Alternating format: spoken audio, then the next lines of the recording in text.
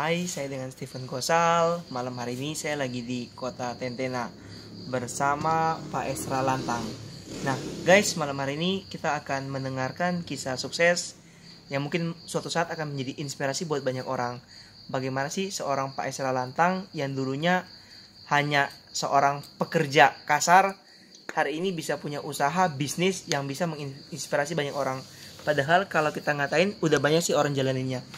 Itu cuma jualan barang-barang harian seperti gini. Ini udah seperti minimarket. Nah, mungkin buat sebagian orang guys, untuk minimarket seperti gini udah banyak di kota-kota besar. Tapi saya membuat video ini kenapa saya sangat terinspirasi. Mungkin lebih jelasnya kita dengerin sharing dari Pak Esra Lantang. Pak Esra, boleh dong sharing ke teman-teman bagaimana dulunya, siapa sih dulunya Pak Esra Lantang itu sebelum saat ini? Iya. Saya dulu itu cuma sebagai pekerja kasar, tukang jemur coklat. Waktu itu memang pekerjaan waktu di tahun 2000 itu pasca kerusuhan ya. Pasca kerusuhan itu. Kerusuhan Poso ya? Ya, kerusuhan Poso itu kita di sini kan tidak punya pekerjaan. Kita sini kerja serabutan. Berarti apa yang bisa dikerja ya? Dikerja. Kita jual ayam. Wow. Jual piring, jadi tukang jemur coklat. Terus setelah jualan coklat, kerja serabutan, saya pernah dengar pernah buka usaha juga di pasar ya? Iya. Oke, itu jualan baju katanya ya? Baju.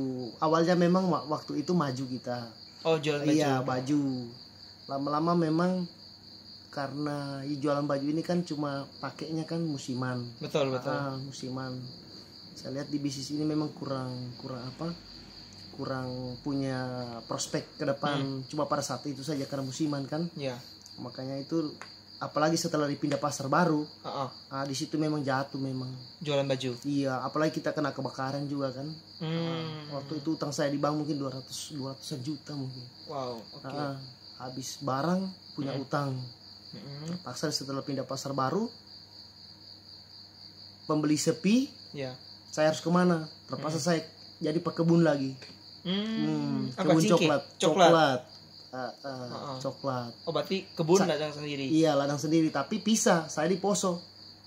Istri saya di Tentena. Wow. Kurang lebih 1,5 tahun lah. Setelah berkebun, saya pikir-pikir mungkin bukan di sini saya punya dunia. Karena di situ memang kita digaji berdasarkan hasil kebun. Karena biarpun kita tanam sekian juta, kalau itu pohon tidak menghasilkan atau kena hama, di situ saya rugi.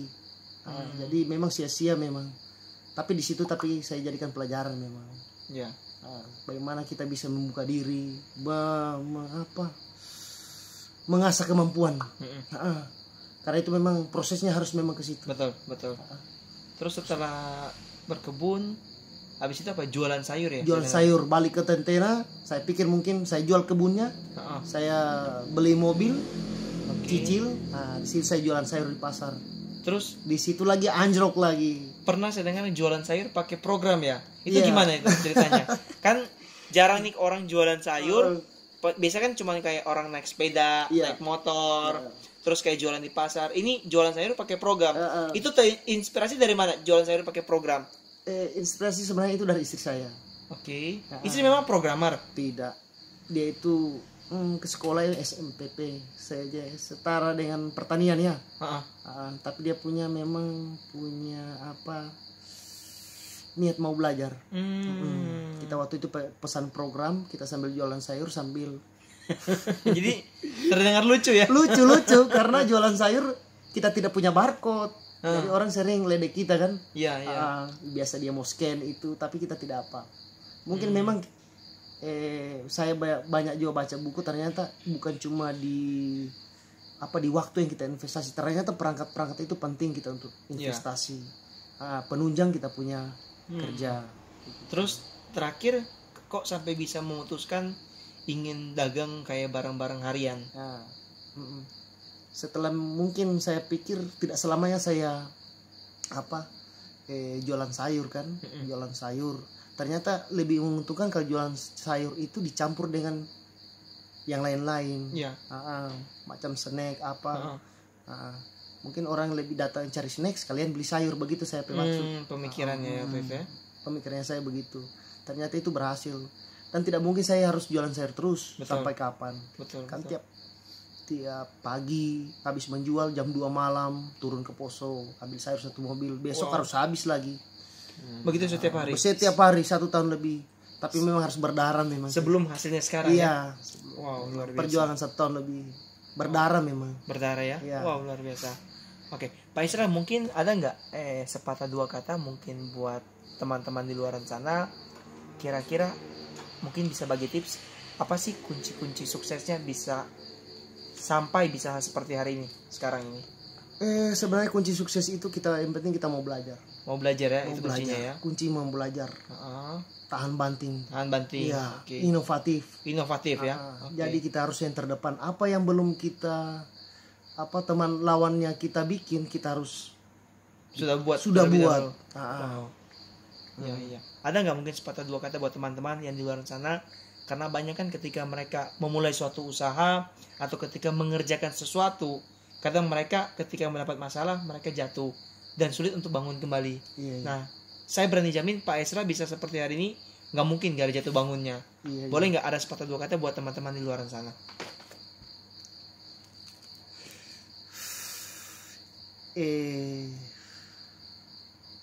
Kunci utamanya itu jangan menyerah. Jangan menyerah. Ya. Oke, itu intinya ya. Berarti jatuh. Jatuh bangun. Ya. Jatuh bangun. Harus bangkit ulang. Harus punya satu semangat, tujuan ya. Tujuan kalau kita sudah punya tujuan otomatis kita akan bangkit. Betul. Kalau tidak punya tujuan, saya jamin tidak. Betul. Itu khusus. Oke. Nah, teman-teman mungkin itu aja dulu dari saya. Saya Steven Gosal dari Kota Tentena. Bye bye.